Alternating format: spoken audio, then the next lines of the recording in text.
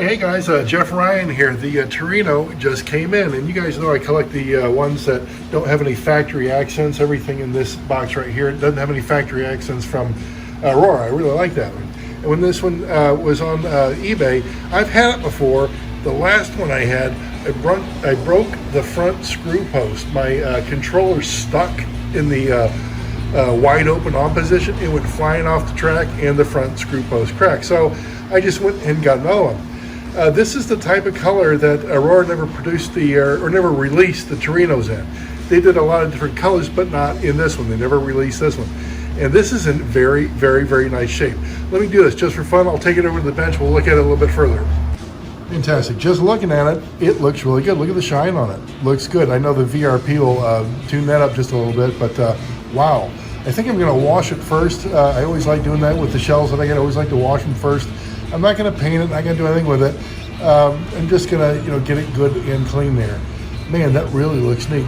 Okay, here's something I just noticed. You see on the back wheel well a little bit of flashing left. That's kind of cool. I don't think I have to get rid of that. I kind of like it there. And I see just a smidge of flashing on the both the screw post, but not bad at all. And this happens from time to time. You see how off-center the hole is in the front screw post?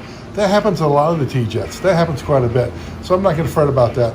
So what do we need? We need a chassis, obviously, front and back bumper, some glass. Let me go and start gathering some parts, guys. Just a sec. All right, just grab the windshield, the front and back bumper, a couple of screws, guide pin, and the chassis. The chassis, I'm not going to have to oil. That bugger runs good as is. Might have to do a little back tire sanding, something like that, but everything is oiled and that thing is good to go. I've had it a while.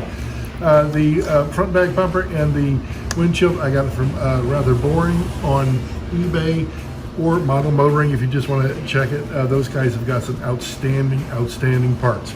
Now, just a bit ago I said that I've done one of these blue ones before with the Model Motoring windshield, and here's the only issue, and I don't know, I haven't dry fit it yet, but here's the only issue I had with it last time. The hole that they provide, it's like dead center. It's absolutely perfect. It lines up absolutely wonderful with it. They nailed it.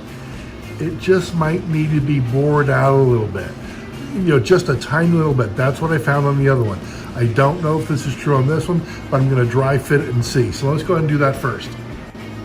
Okay, very good. Let's see what we get. I know that the windshield goes just under that screw post a little bit. And boy, yeah, it lines up real good. But man, it does not just snap into place. So the same thing's going to have to happen here. I'm going to have to take a small drill bit and just widen that hole a little bit. Let me see what I got handy. Okay, very good. I got the hand drill out. What size is the bit? Guys, I don't know. But a second ago I tried to push it through the hole and it doesn't go through the hole. So I'm going to widen it with this. If we need to widen it a little bit more, fine. But let's just go ahead and start with this. It probably won't need much. I don't recall it needing a bunch. So let me just go ahead and bore that out a little bit. And let's just go ahead and retry it. Let's see what we get. Again, it should just about like snap right into place. No, but we're close. We're close. Let's give it another effort here, see if we can get that thing reamed out. I'm kind of trying to drill the hole big there by swirling the bit around a little bit. All right. Let's check it. See what we get.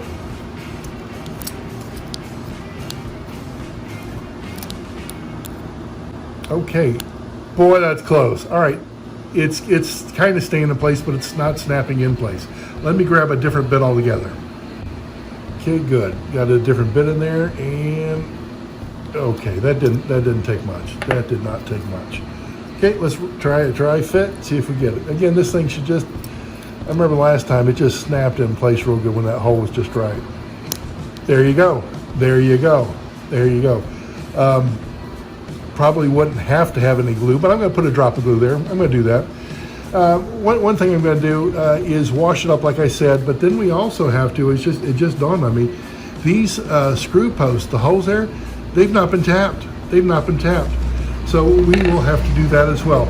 And I've done this so many times when you tap these for the first time, take your time. That is the biggest advice I can tell you. Is, you screw it in a little bit, unscrew the screw. Screw it in a little bit, unscrew it. Just take your time. You're cutting threads into 60-year-old plastic. Take your time, guys. Let me go and get this thing washed up. Just brought it back from the sink, still really wet. I'm going to towel dry it or shirt dry it a little bit.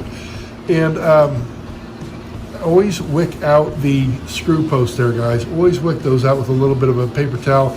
I get like a Bounty or something, roll it up and just wick it out there. You never want to put a screw in there when those screw posts have some moisture, some water in there. You really don't. Let me go and get this thing dried off. All right, good and dry right now, and I did take a bit and I wicked out the screw post there. I'm going to go ahead and get the VRP on it and just let it set up for a bit. Just real quick, I got done shaking up the VRP, and if you guys haven't used it, it's from the chemical guys at VRP, vinyl rubber plastic. I got turned on to this by one of my viewers. They said, have you tried it? I said, no, but I'm willing to give it a shot. So if you haven't used it, it's absolutely wonderful. And it does work on vinyl, rubber, plastic. I've used it on everything. All right, let me go ahead and get the Torino all gobbed up with it. Just put a couple drops on there. I'm going to go ahead and rub it in with a paper towel. And just let it set for, 15 minutes should be good. I know I've mentioned this before, but when you get the VRP on, after a bit, it will kind of like self-level. And if you get to that point with it, it's fine. You're done. It's absolutely wonderful. Now, I was asked recently, somebody messaged me, I forget who it was. They said, can you use the VRP on the glass? Yes, I have many, many, many times. Why am I not doing it now? It's brand new. There's nothing matter with it. It's brand new. So again, a few more minutes, then we'll go ahead and get this off, buff it out, and it should look absolutely wonderful. All right, it has been well long enough. Let me go ahead and get the VRP off there and get it all buffed out. Oh my gosh, guys, I just been buffing it with my shirt for a little bit. I'm not going to say night or day difference, but look at the reflection. Look how pristine that is now. You know what? Just all the way around. Absolutely wonderful. Look at that. Look at the light. Look at the light in the roof there. That's a great reflection there.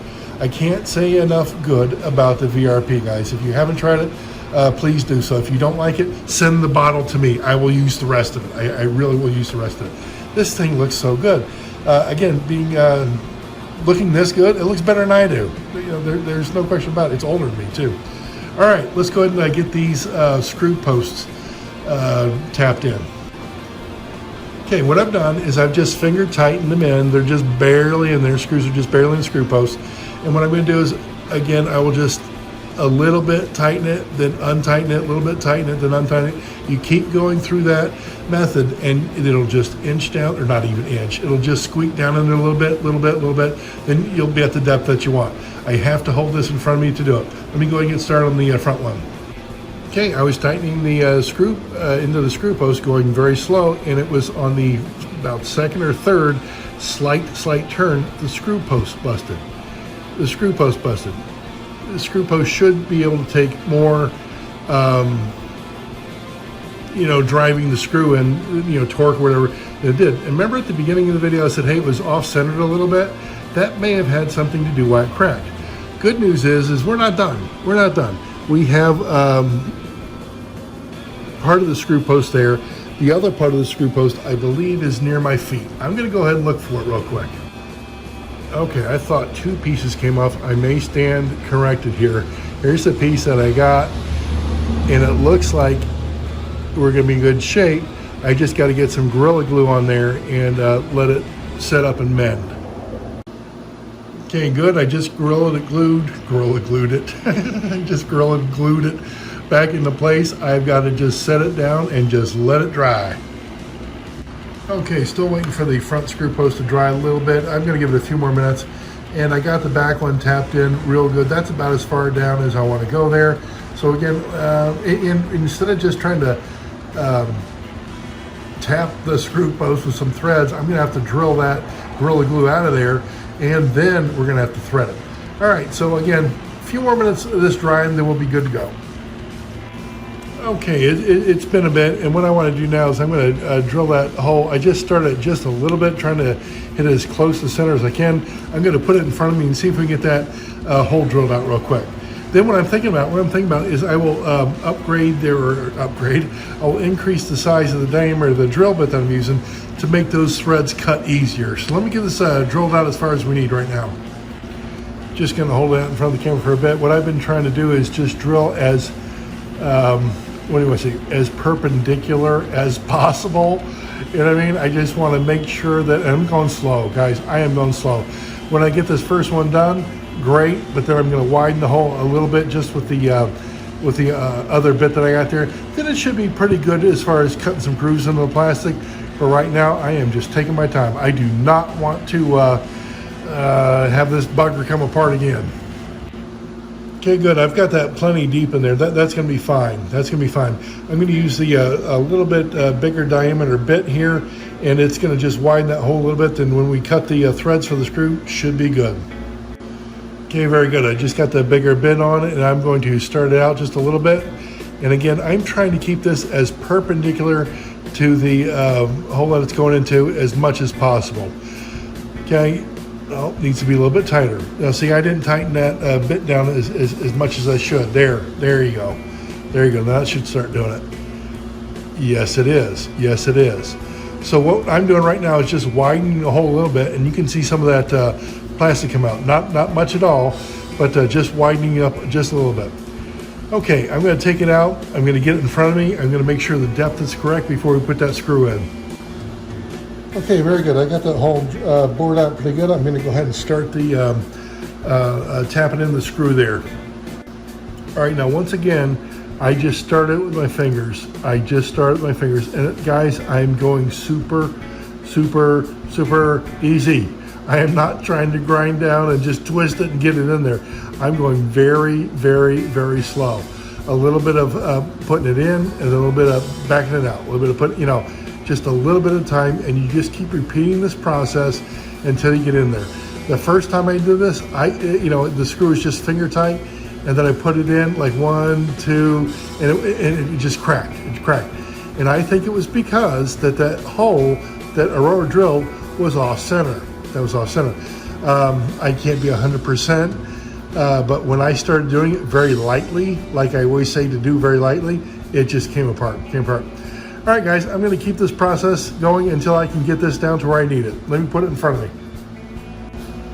Okay, very good. I think I got the front screw down as far as I need it. What I'm going to do now is back it out and put the chassis on and see if we got it right where it needs to be. Oh, okay, very good. I got that front screw in. That's as tight as it's going to get. It's time to get the bumpers on and the windshield. That's coming up next. Okay, I was just getting ready to put a drop of the glue in to do the windshield, and I used the Scotch Maximum Strength adhesive. Used it for years, really like it. One thing, and I just dug it up. You remember the old, they're still making them currently, but this is a really old screw post saver. I think I may have gotten it off an Atlas or a Fowler years ago, but I've always had it in there. And my consideration when I dug it up is, remember at the beginning of the video when we saw that hole was off center, maybe I should have, hindsight, should have put that on, and it would have not allowed the screw post to crack. I don't know, just a thought. But anyways, let me go ahead and put a drop of glue in the top of the car there, or the roof, and I'm going to get the bumpers on as well. We are getting close, guys.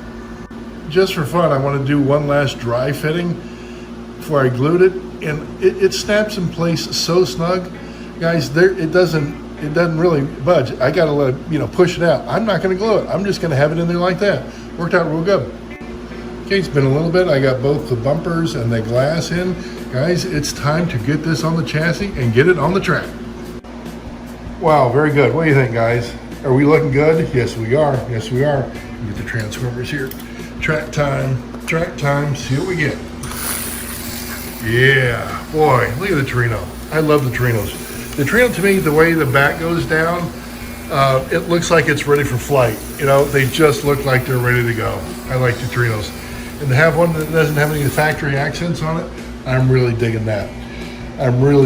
Okay, fun, easy project. It was easy up until the screw post gave us a little trouble, but big deal. I can get past that. We can work with it. We'll do what it takes to mend it. Okay, this is going to be my last video about the projects, about the slot cars, because as soon as I get my wife's car pried out of there, the garage today, we are starting the layout. I've got the wood back there. Me and my son are going to go get some more wood, and we are ready to start the project. So I probably won't have any more slot car projects. If I do, I'll film them. But it's table time. It is definitely table time. So guys, I'm getting excited. And I don't know what I'm going to do for the layout. I know I want... I know I want a big layout, I know I want it landscaped and things like that, but I don't have a real good design in my head. So I'm open for suggestions, guys. I've been doing some homework, looking at people's layouts and things like that. That's one of the reasons I always ask you guys, hey, listen, send me some pictures. I'd love to see what other guys are doing. All right, so anyways, that's the update on the layout. We are starting today. Today is Sunday, so I can't wait to get going. As soon as Home Depot opens, me and my boy are going to be there. All right, guys, hope you enjoyed the video. Let me know if you need anything. See ya.